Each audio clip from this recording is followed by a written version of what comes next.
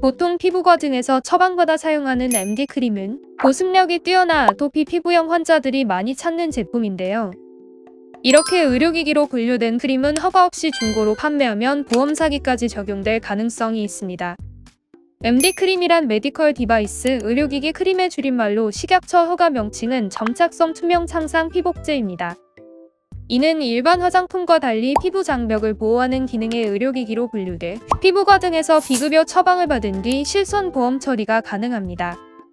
제로이드 MD, 아토베리오 MD 등이 대표적이며 각 MD 크림별 별도 부여된 청구 코드를 사용해 일부 화장품 업체는 상품 출시와 함께 쉽게 실손 보험을 청구하는 방법도 알리고 있습니다.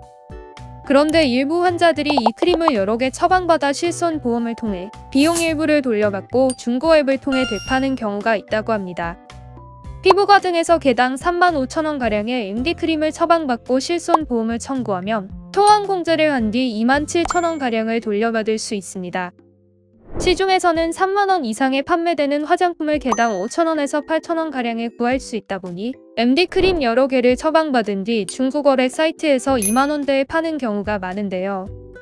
실제 30대 남성 A씨는 MD 크림 54개를 처방받아 되팔다가 보험사에 적발됐습니다. 처방 자체는 불법이 아니지만 이를 재판매할 경우 문제가 생길 수 있습니다. 허가받지 않은 일반인이 의료기기를 판매하다 적발되면 의료기기법 제17조 판매업 등의 신고에 따라 3년 이하의 징역 또는 3천만원 이하의 벌금에 처할 수 있고 보험사기 혐의까지 적용될 수 있습니다. 즉 일반인이 실손보험 혜택을 받아 의료기기 구매 후 재판매로 차익을 취할 경우 의료기기법 위반에 해당합니다. 하지만 대다수 소비자는 실손보험 혜택을 받아 구입한 후 재판매하는 것이 불법인지 모르는 경우가 많다는 점입니다.